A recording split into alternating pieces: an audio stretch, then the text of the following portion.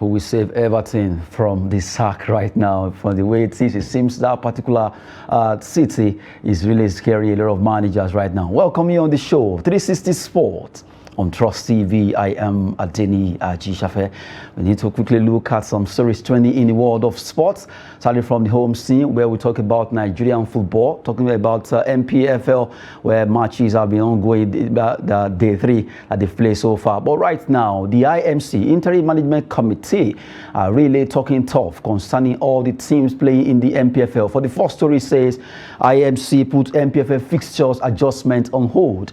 It's becoming incessant now that clubs are actually demanding for shifts in their games, and right now IMC are frowning at that. They are not happy for the fact that a lot of clubs are demanding for adjustments on hold. Right now that have been actually put on hold. IMC made a statement. Let's look at that particular statement coming from the Interim Management Committee following a raft of requests for fixtures rescheduling by a number of Nigerian Premier Football League NPFL clubs. The Interim Management Committee says further approvals have been frozen indefinitely. Consequent upon the directive of the NFF, there will be no more rescheduling of matches, either for political or logistic reasons. The fixtures has to be strictly adhered to, the circular informed the clubs. It went on to explain that the directive is in response to a chaotic demand for fixture changes that, if not checked, could undermine the values of the league. Clubs have therefore been advised to do their utmost to meet up with their upcoming fixtures. That's coming from the IMC and being supported by the NFL to Nigerian Professional Football League clubs, that they must adhere to the strict rules of making sure the fixture they have been given, they follow it. Well, I have in the studio Olawale Peters. Good to have you. Good morning, Adeni, and it's my pleasure being here. A good one coming from the IMC there, but I think there needs to be a bit flexible. Flexible in the sense that, yes, for any logistic reason, there's no excuse for the club's owner, but for political and security reasons, they have to think about it. Now, let's take, for instance, Plateau United, where they play at the state-owned stadium. And if there's a political campaign that with His Excellency Wike wants to use the stadium for, so which one will take priority at this particular point in time? So that they need to look into, because the state governors, they are the owners of most of these clubs, and by doing so, they own the stadium. They give the approval to the stadium. So based on that, I think they should look at that adjective, that caveat of political or logistic reason. For political reasons, this is the season. But if you look at the futures of the NPFL, the Abridged League, I think the league will be on break from February 15 or 19 till mid-March. So that means they've already looked into when there will be an election, when there will be last leg of the campaign, because during that period there will be a security issue also. For that, they should look into it. Then another thing that I'm very happy about the IMC, they are doing a very fantastic job. Sincerely, it's obvious that some of the club owners, they are restricting the change that's been brought by the new IMC, and they are doing very good work. Now, in Europe, let me take Premiership for example. We all know that they start the season, the league, in August, and it ends in May. It's sacrosanct. Even when they have World Cup that came to disrupt their activities, they still plan ahead to make sure that their timetable, that their Premier League calendar strictly were adhered to. So, the same thing Serie A, Bundesliga. That is what they are trying to introduce, and they make this issue very simple for most of the clubs in this country. Instead of you playing about 38 matches, for logistic reasons, they know most of you even struggle to pay the salaries of the players. They now said, okay, let's, make you into 2 teams. That's what they call the Abridged League, and look at where it is more convenient for you in terms of geographical location, and put you in there. So this is where you're going to play. The issue of someone traveling from, let me say, from Lagos to Maiduguri to play a match, it's not there again. We are going to the nearest stadium to play with. So the issue of the logistics has been taken care of. Then number 2, it will give the players the opportunity to get to refresh their mind, number 1, then to look for a green pasture outside the country. It is during the break, during this season, that most of these our local players, they go for trial outside the country. So if we align our own league calendar to what they are doing in Europe, by May, all leagues is going to be stopped.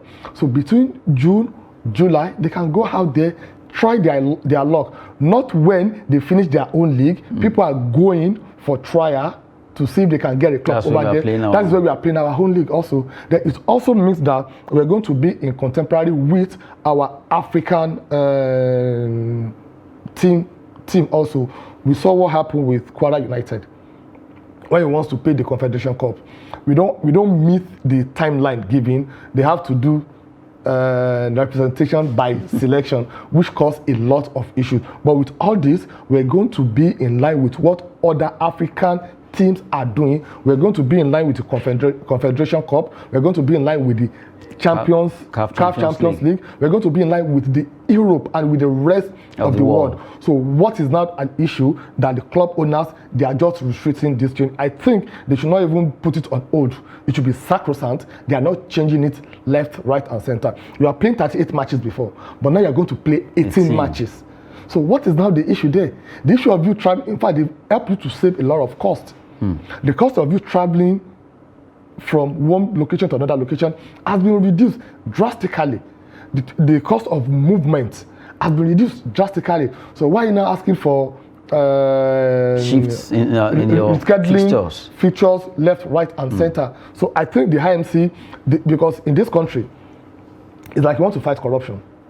The way the corruption will turn around to fight you, you'll be asking yourself that am I what have I done wrong? Am I the corrupt one, or I'm the one fighting the corruption? That is what is happening at the IMC right now. They will find a way to frustrate them so that what we are seeing, because we are seeing hope, we are seeing future in our Nigerian Professional Football League, unlike before. And I'm sure that's why they are taking this particular stance now, because if they don't do this, we've seen now as we speak, there'll be a match today. Yes. Tomorrow there'll be a match, and it's becoming too common. Everyone's supposed to play midweek, weekend like that, but now you are seeing matches being postponed till next day, another one till Wednesday. When someone actually play on Sunday, on Saturday, some clubs are playing tomorrow now in the same match day 3. It's not supposed to be so.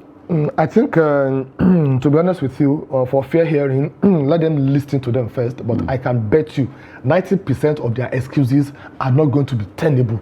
Take it or leave it. If it is not for security reason, if it is for security reason, it shouldn't even be coming from the club owners. It should be coming from the security agency in that state. Exactly. That the state is not okay right now to host whatever. If not for that, I think they just move ahead. And if they didn't come, walk over. 3 points, 3 goals. A good one for the other team. For the team. Well, we are still talking about the NPFL now. We talk about Nasarawa United. Right now, they play 3 matches, and it seems they are not really getting it right. And that's why the management, coaching crew right now have been given ultimatum of 3 games. Nasarawa State government issuing that there. It's a clarion call. Nasarawa United management, coaching staff get 3-game ultimatum for the fact that after they play 3 matches, they are not finding it easy. Losing those matches is not a good one, and they want to make sure they get it right. That's why they've been given this particular ultimatum there. Nasarawa United management and coaching staff needs to sit tight. The same thing happening to Rangers of Enugu. Yeah, I think it's the right thing to do. What do I mean? If I give you the necessary support, if I'm doing the right thing to help you to deliver on your goals and you are not achieving it, it's like I'm setting an objective for you. The objective set by the Nasarawa state government is for you to be among the best, not even the best, to be among the top 6 that will play the Super 6. But right now you've played 3 matches and you've lost the 3. 0 over 100. So that is not a good result. And you don't need to wait until match day 4, 5, 6, 7 before you start acting, because they are playing a shorter matches this time around. 18. From the 18, you've lost 3. Remaining 15. In fact, the 3 matches given to them, to me, it's too much. It should be like the next match. If you don't win it, I'm going to dissolve all of you. Because if you give them the next 3 matches, they've lost 3 already. You give them another 3, they lost another 3, 6. Making 6. 6 minus 18. So what are they going to do again? It's going to be over for them to achieve being among the top 3 to play the Super 6. So I think it's the right decision. And the reason why the players and the management of the team, they are not talking, is because the Nasarawa state government, they've done what they ought to have done. If they are owing them salary, and they are coming out that you have to win this, okay, leave that one. Settle us first. you are still owing us. In fact, we are going on strike, but that is not the case right now. I think it's a very good directive. A good directive wake-up call coming from Nasarawa State Government to the management, coaching crew of Nasarawa United. They need to up their game if they are to remain at the aim of affairs of the solid miners there. Well, Nasarawa State Government trying to actually at least wake them up from their slumber. Let's do this. That's the call coming from Nasarawa State Government to Nasarawa United management and also the coaching crew. Now we still talk about the NPFL, but this time around, Rivers United will be playing against Niger Tornadoes today by 4 p.m. at the Amesiamaka Stadium in Port Harcourt. Well, at least the team called Rivers United, defending champion of NPFL, are saying we are motivated to get maximum points, according to Rivers United. Why would they be motivated? At least they were showered with both naira and dollars when they won the league for the first time in their history last season. And the state government, with His Excellency Wilson Wike, he did all what he promised them by even taking them outside the country for like 2 weeks training. So that means they are motivated. They've played 2 matches so far. They won 1 and they drew 1. So that means they are having 4 points right now. So this is a match for them to win also, to take them to 7 points. That shows that they are still unbeaten as far as this season is concerned, because it's going to be, there won't be an excuse for them not to qualify among the top 3 that will play the Super 6 League. So they are motivated, they study themselves. So the ball is now in their court to win. And we know Wiki very well. If you do not perform after he has done his own bit, disbanded. very easy. Anyway, I actually forgot to commend your jersey. Beautiful jersey there. Oh, thank you. This is what we've been advocating here, and we have a lot that we can give back to our country also. This is NFA. Of course, at least our own. Is our home. Niger for life. So anyway, we need to celebrate. We need to celebrate our own always, no matter how it is. After all, the English press know how to actually hype their own. When it comes to football, you look at the way they hype their own, and you always fall in love with the English Premier League. Right now, when we talk about Nigerian football, NPFL, we've been talking about Nasarawa United, not forgetting the fact that IMC also issued a wake-up call to all the teams that they will no longer approve any fixture adjustment for now. And now we also talk about Rivers United being motivated that they will be playing against Niger Tornadoes. And quickly, let's look at the way the table is standing in the NPFL Group A before we look at Group B. In Group A, Bender Insurance are topping there with 9 points after playing 3 matches, winning all the 3. Good one for Bender Insurance, followed by Remo Stars. They played 2 matches. They also won twice. They have 6 points. Aqua United are trailing. Plateau United, Eyimba with 4 points apiece. You have El Kanemi Warriors also joining them on 4 points. Shooting Stars of Ibadan 2 points. Gombe United, Kwara United, and Nasarawa United are yet to get a point, and they have -5. This means they've conceded 5 goals in 3 matches, and they are yet to have a point there. We actually talked about them earlier on, and we look at the table in Group B now. Let's look at Group B as it actually stands. Abia Warriors they are doing well. 6 points after playing 3 matches. They have you have Niger Tornadoes there second with 6 points. Although they played 2 matches. You have Lobby Stars, Rivers United at 4th. And you have Dakada FC, Doma United, Bayelsa, Sunshine, Enugu Rangers, and Wiki Tourists of Bauchi. Okay, interesting one. And let's take it from the Group B. And you see the reason why it is a must-win for Rivers United today. And it's going to be another tough one for them also. They are playing against Niger Tornadoes, who have played 2 matches and they won the 2 matches, meaning they are having 6 points currently. So a win for them will make them to go top of the table. That's for Niger Tornadoes. As if they win. If they win, yes, a win for them will take them to the top of the table with 9 points. That's a very impressive performance. And a draw for them also will give them 7 points. That will still take them to the top of the table. So what they have to do today is to make sure that they don't lose. A draw or a win for them will take them to the top of the table. Then for Rivers United, what they need to do is not to draw, because if they draw with their 4 points, they'll still remain in the same 4th position.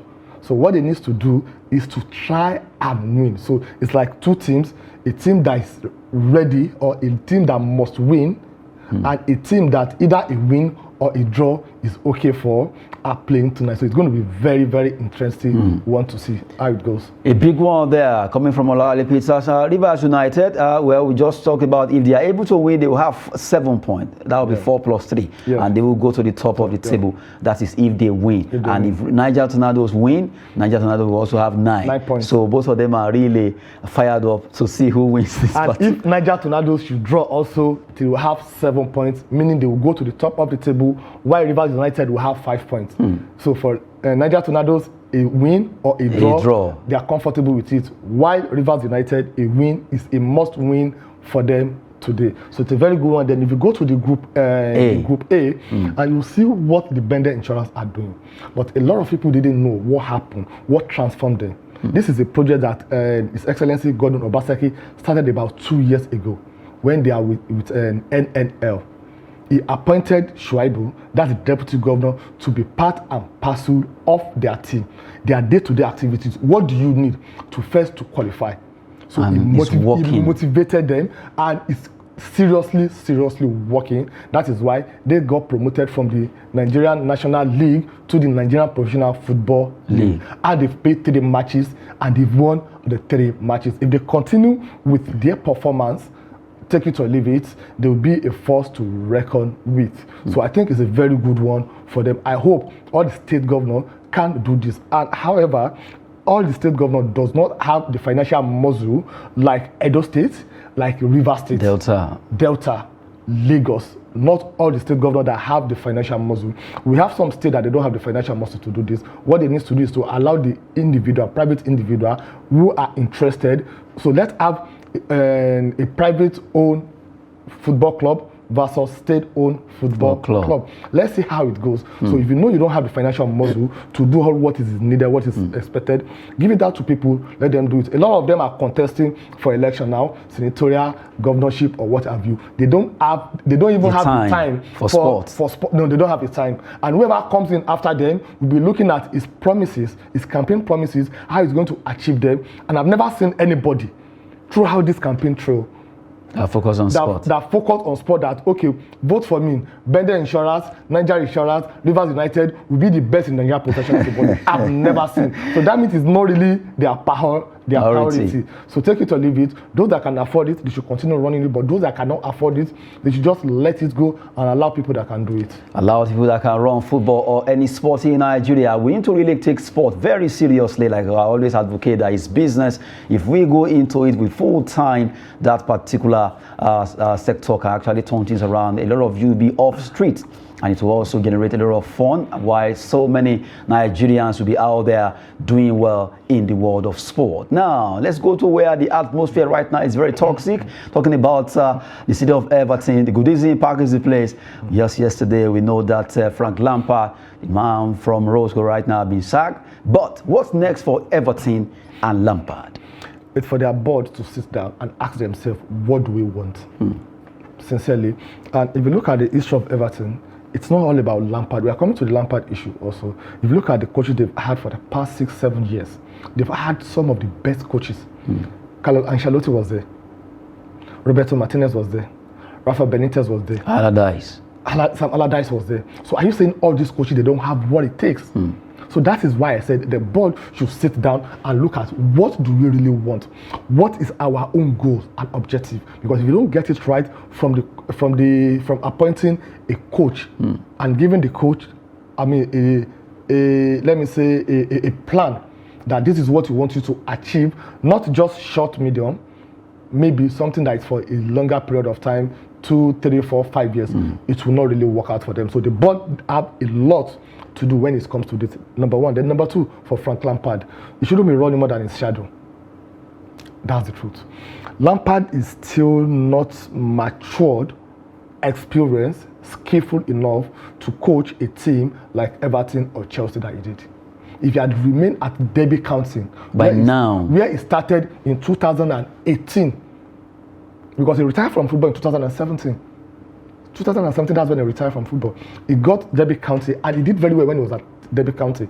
He had about 44.6 win percentage as a coach in there. They play a playoff final together with Aston Villa when they lost. So he did very well for Derby County. If he has continued there for the next 3, 4, 5 years, he will get a lot of experience, confidence needed. But after just 1 year at Derby County, Babolo Abramovic came knocking, and he looked at it that, I was a legend here, let me go him back there. And he got there, we knew what happened. It was let go, because as at that time, we said it that Lampard, you don't do sentiment when it comes to appointments. We are talking about business this time around. Even either a private or government owned, if it is a business, you appoint, recruit the best hand to run your business for you. If you think what you want to do is to do it on sentiment, it may be working for you, and it will work for you for a period of time. And by the time other people will overtake you, that's when you will regret your action, and it will be too late for you. That is what Chelsea, they are paying for right now. But at the time they appointed Lampard, if they have appointed a world-class coach as at that time, they won't be where they are right now. You know the amount of money that they spent during that period. Now, it was booted out. Everton came. They asked Benitez to go. As at that time, Everton was 16th on the table last season, January, when Benitez left. And he left them at the end of the season, that same 16th position. In fact, it was a dramatic and miraculous win for them. For them to scale through. Against Crystal Palace, when they won 3-2, when they scaled through. As at that time, I had expected them to say, no, this guy cannot take us to the promised land. But they still left him. Now, look at where they are right now. 19th on the law. From 44 matches that he has played this season, that he has played with Everton, 44 matches, he won only 12. He drew 8, and he lost 24. Let's not even mention the one he lost. He lost the rest. No, he lost 20. He lost 24. That is 26% win. If it is in WAEC, that is F9 parallel, and it's total failure. He's lucky he's from England. It's from England. But 26% anywhere in the world is a total failure. So that shows that what he needs to do right now, for your question, what is next for Lampard, is for him to ask himself, yes, when I was playing as a midfielder, a legend, he came second at the Ballon d'Or, FIFA Player of the Year. He's still the highest goal scorer in Chelsea up to now. He's a legend in Chelsea, and he will continue to be a legend before someone can break that record with all this kukuru that Chelsea are buying as a player right now. So it will be there for a very long time. So he should ask himself that, do I want to remain a legend, or I should join those that are pundits, that they don't know how to coach? I think he will, because I remember he was a pundit. He was doing so well. I think he should, that's why I said he should ask himself that, do I want to go back as a pundit, or I want to take coaching as the next career? If I want to take coaching as the next career, I shouldn't run more than my shadow. I have to take time, go back to the classroom, study, know very well. Let me take a club that I will not be clubbing without a pressure on me to win anything. Then from there, you can start graduating. It's just 44 years old. So that means if you can go back and start coaching a club without pressure to get the experience, in the next 3-4 years, he can become a world-class coach. But for now, he has to really do that. Well, from the way it is right now, Lampard just needs to get his act together, either go back to punditry, or, well, maybe he wants to take on another club. But for now, Everton, that's Goodison Park, remain the place that a lot of managers are really dreading to move to right now. Well, from there, let's look at some matches that will play on Monday. Monday result for you quickly. Fulham, they lost out to the Craven County. Tottenham Hotspur Hurricane to the rescue there. Almeria against Valencia 2-2. Bologna 1, Cremonese 1. And Poli surprisingly defeated Inter Milan at the Giuseppe Meazza.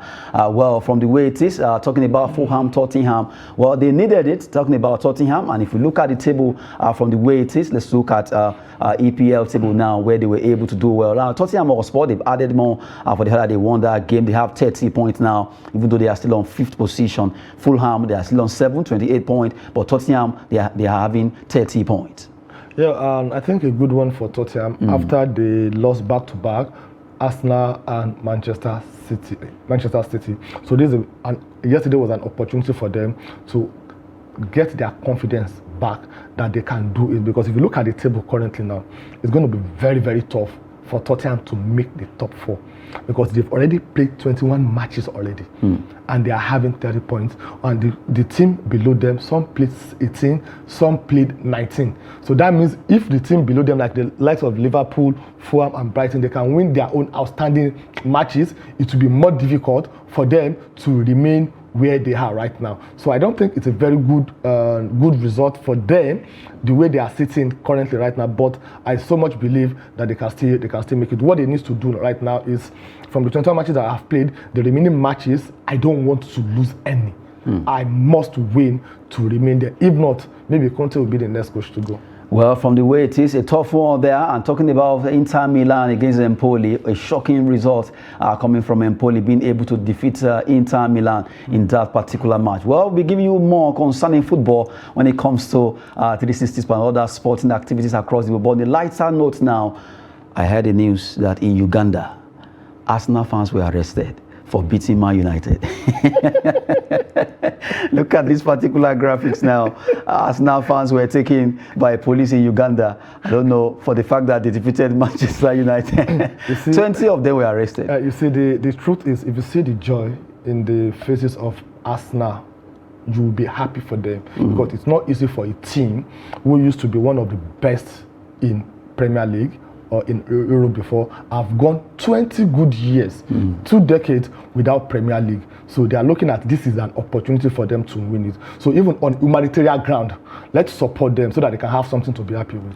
What a way to go there on a very lighter note, where you see those Arsenal fans being arrested by police for the fact that they won against Man United. That will be it on 360 Sport. Thank you very much for coming on the show. It's my pleasure being here, Adeni. I am Adeni G. Shafe. Thanks for watching.